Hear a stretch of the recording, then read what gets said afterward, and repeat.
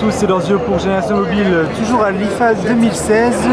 J'ai ici devant moi le Sony XZ, le flagship qu'on attendait de la gamme X de Sony, nouvelle gamme qui précède la gamme Z. Donc ce smartphone est vraiment très séduisant et Sony marque de gros points par rapport à son appareil photo. Celui-ci est stabilisé sur 5 axes et donc cela veut dire que pour le grand public, si vous venez à bouger et prendre une image avec ce smartphone, n'ayez aucune inquiétude quant au flou, vous êtes sûr de ne pas en avoir. En effet, déjà sur 3 axes, on avait des résultats qui étaient vraiment excellents, mais ici, le résultat est encore plus bluffant. Vous pouvez vraiment bouger dans tous les sens et prendre la photo, celle-ci arrivera net. De plus, son processeur qui est utilisé ici est le Snapdragon 820. Du coup, on va avoir une expérience qui est fluide véritablement au quotidien, avec ici Android 6.0 qui est à l'œuvre. De plus, vous avez 3 Go de mémoire RAM, ce qui permettra d'éviter d'avoir des saturations, des ralentissements.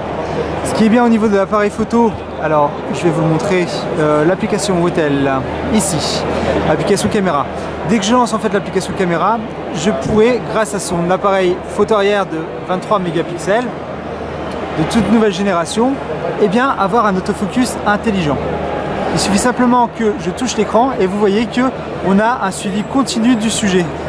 Ce qui est véritablement bluffant puisque lorsque l'on va bouger très vite, le sujet sera tout de même capté et net.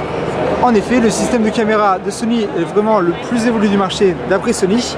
Et je veux dire que moi j'ai été bluffé par le fait que le suivi se fasse véritablement instantanément et surtout que la prise de vue soit aussi rapide. Du coup, on a une image qui reste nette, même en bougeant, et avec un maximum de détails. Évidemment, le smartphone offre des couleurs qui sont très proches du naturel. Nous avons ici une dalle de 5,2 pouces qui est en résolution Full HD. Sony a abandonné la 4K pour son écran et on doit dire que par rapport à la qualité d'affichage, franchement, on n'est pas trop déçu.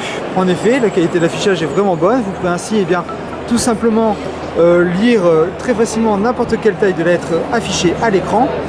Le bouton Power se trouve sur la tranche de droite et vous avez un bouton qui est dédié appareil photo comme d'habitude chez Sony, ce qui permet de prendre une photo instantanément grâce à ce bouton. Vous voyez, ça va vraiment très vite et je peux donc m'amuser comme ceci. Alors le form factor est un petit peu différent de tout ce que l'on voit habituellement et ça c'est plutôt une bonne chose. Certains aimeront, d'autres non. Il faut savoir que le form factor pour moi ressemble un petit peu en fait à une batterie de secours pour smartphone. En effet, ce côté arrondi est un petit peu particulier et est souvent utilisé dans les batteries de secours pour smartphone. Ici, en tout cas, je dois dire que le fait d'avoir ces courbes de chaque côté permet d'avoir une prise en main vraiment exemplaire et vraiment très bonne. Donc du coup, même si vous avez des petites mains, vous verrez que la prise en main est plutôt cool sur ce genre d'appareil. Vous avez toujours sur la tranche du dessus la connectique jack pour casque audio et sur le bas, vous avez une connectique USB type C. Le Xperia XZ est bon avec son appareil photo arrière de 23 mégapixels, mais aussi bon avec son appareil photo de 13 mégapixels à l'avant. Celui-ci offrira des résultats vraiment très bons, même avec une faible luminosité. Là, je suis dans l'ombre et vous voyez quand même le résultat vidéo est vraiment bon sur l'écran du Xperia XZ. Vous pourrez en plus prendre des selfies de groupe grâce à son grand angle, sans pour autant étendre le bras à fond. Et ça, c'est vraiment appréciable, surtout si on a des petits bras. Autre chose aussi intéressante, il suffit simplement de présenter comme ceci sa main ouverte et la photo est prise instantanément. Voilà, j'ouvre la main comme ceci, vous voyez, hop, la main a été détectée et la photo est prise. Vous pouvez également mettre un minuteur qui peut aller de 3 secondes à 10 secondes, histoire de prendre le temps de pouvoir poser sa photo.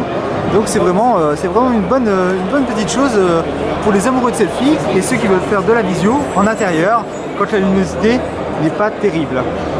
Donc voilà, maintenant vous en savez un petit peu plus sur le Xperia XZ. Si vous avez des questions, je vous invite à les laisser en commentaire sur notre chaîne YouTube, donc sur cette vidéo. Vous pouvez également vous abonner, c'est 100% gratuit, vous serez ainsi indiqué quand il y aura une nouvelle vidéo sur les smartphones, tablettes, objets connectés, nomades.